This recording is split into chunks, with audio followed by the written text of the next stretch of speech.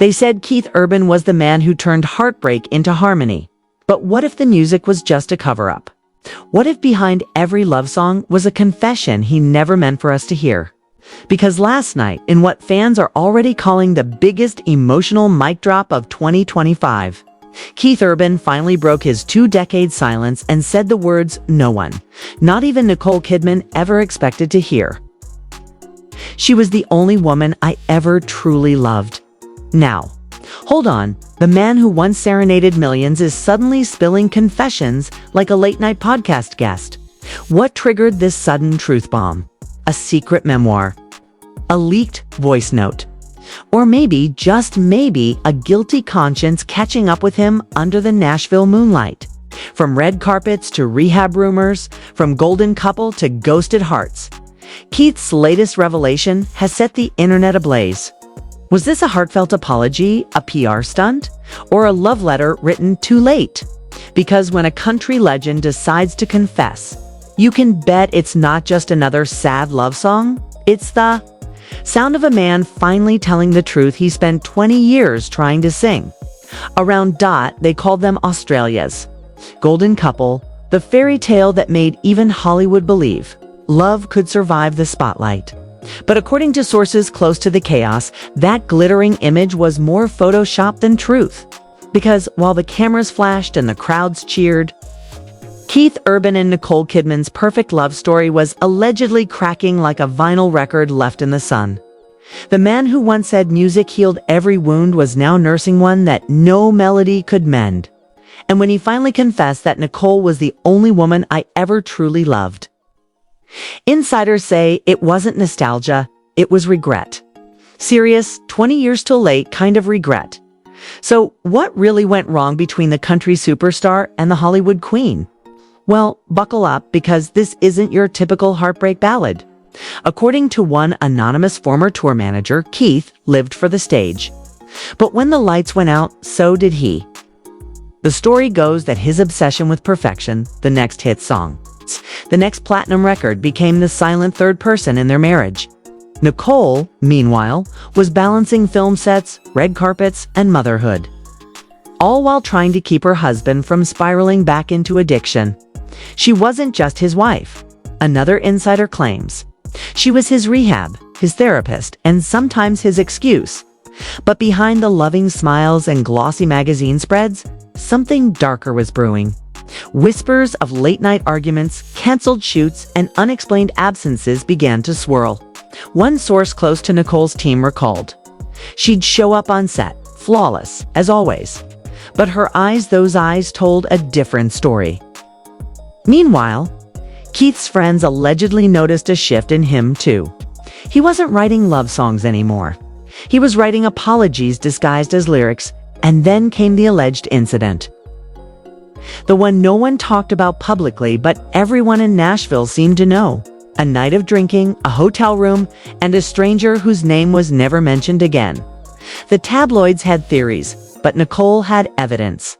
The next morning, insiders say she didn't scream. She didn't cry. She just packed a bag and told him, "Some songs you can't rewrite." That's when Keith knew the encore was over. From that day forward, the couple kept up appearances, the red carpets, the joint interviews, the "we're stronger than ever" PR spin, but those who saw them off camera describe a different picture. It was like watching two ghosts try to remember what being alive felt like, said a Nashville journalist who covered them for years. Every smile looked rehearsed, every touch calculated. And then came the silence. Not the peaceful kind, but the heavy, suffocating kind that fills the air when love becomes a habit instead of a heartbeat. Keith poured himself into tours. Nicole poured herself into work. They called it balance, but insiders say it was just a truce, a quiet agreement that pretending was easier than partying by 2025. The pretense couldn't hold anymore. The divorce papers were signed. The fairy tale faded. But what no one expected was that Keith, the man who had built an empire out of melody and mystery, would finally break character and tell the truth. And that's exactly where this story starts to get messy, because according to the whispers now circling Nashville, that confession wasn't planned. Then it wasn't private. It happened live, not in some magazine interview or PR-approved sit-down. No, Keith Urban's confession dropped like a bomb during a charity concert in Sydney. In front of thousands. One acoustic guitar, one spotlight, and one sentence that made the entire internet stop breathing. Nicole Kidman was the only woman I ever truly loved, and the biggest mistake I ever made was letting her go. For a second, the crowd thought it was part of the show, a sentimental monologue before the next song. But when Keith's voice cracked and his hands trembled, everyone realized this wasn't a performance. This was a confession. Raw, unfiltered, and totally unplanned. Cameras caught every second, and within minutes, social media exploded. Hashtags like Keith still loves Nicole and Urban confession dominated global trends. But the real storm brewed behind the scenes. Nicole Kidman's PR team allegedly went into full lockdown mode. One source claimed her phone didn't stop ringing for 48 hours straight. A close friend of the actress told Starline Weekly Nicole was blindsided. She had no idea he was going to say that. She thought they'd both quietly moved on, but this reopened every wound she worked years to heal.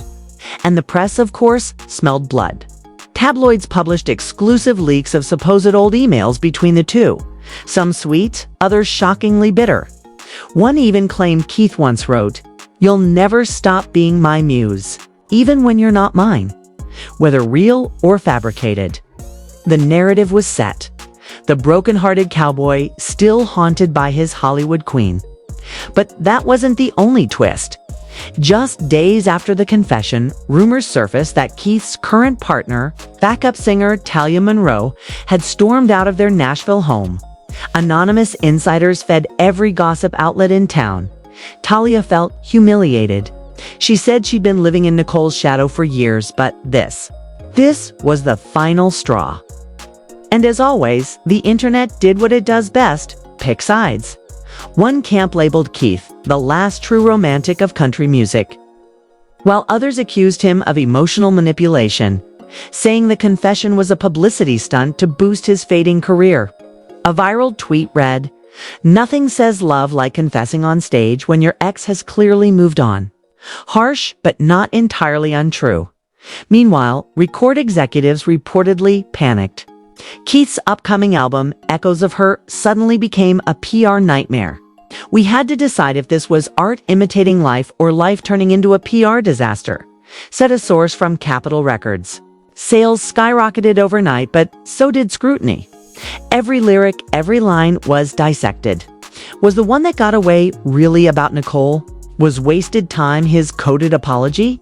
Even Nicole's team, despite their silence, couldn't contain the fallout. Paparazzi swarmed her every move. She was spotted at Sydney Airport, sunglasses on, lips tight, no comment. But that didn't stop speculation. Was she flying to meet him? To confront him? To sue him?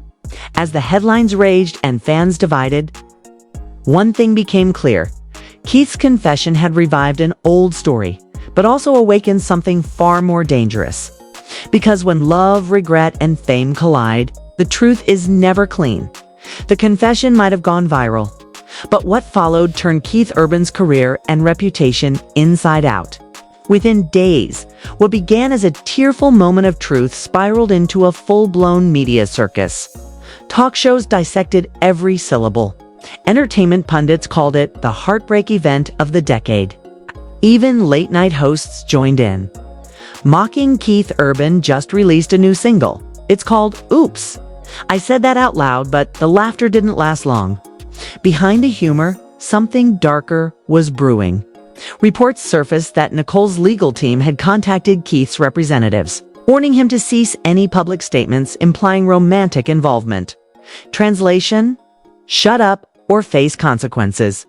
According to one insider, Nicole felt publicly exploited. It wasn't just embarrassing, it was invasive.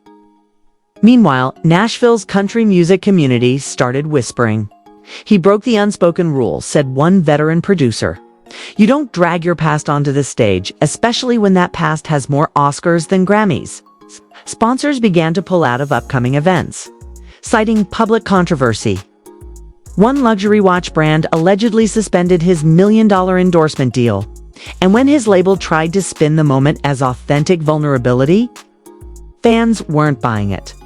Online, the backlash hit a fever pitch. Hashtags flipped from Keith still loves Nicole to Keith crossed the line. Comment sections filled with debates that felt more like digital battlegrounds. He's human. Some wrote, he's desperate. Others countered. And then came the wildest twist yet. A supposed leaked audio recording of a heated phone call between Keith and Nicole. In the clip, its authenticity remains unverified. A woman's voice. Allegedly, Nicole says coldly, "You don't get to rewrite history for sympathy," to which Keith responds, "I'm not rewriting it, I'm finally admitting it." The leak detonated online. Some fans called it proof of his sincerity. Others saw it as emotional blackmail in stereo. Regardless of the truth, the damage was done. By week 2, Keith's management team announced that he'd checked into a wellness retreat to focus on personal healing. Translation, again, he needed to disappear before his career did. Anonymous insiders whispered that he'd been battling old demons again. Insomnia, anxiety, and yes, those same addictions he once swore were behind him. The pressure cracked him, said one insider. He thought confessing would set him free. Instead, it caged him all over again. As for Nicole, she stayed silent perfectly, painfully silent. Her team issued only one statement. Ms. Kidman wishes Mr. Urban nothing but peace and privacy. And that was it. No interviews, no reactions.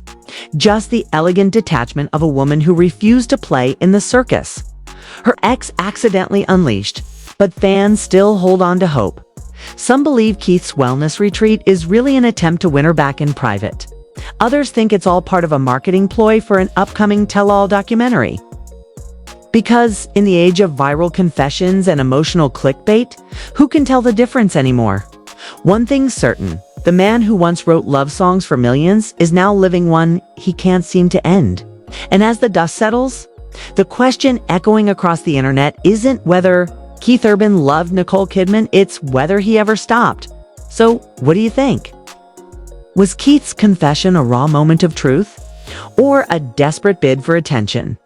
Drop your thoughts in the comments because this story is far from over. And if you want the real truth behind Hollywood's most shocking love stories, make sure to like, subscribe, and turn on that notification bell because the next revelation might just break the internet.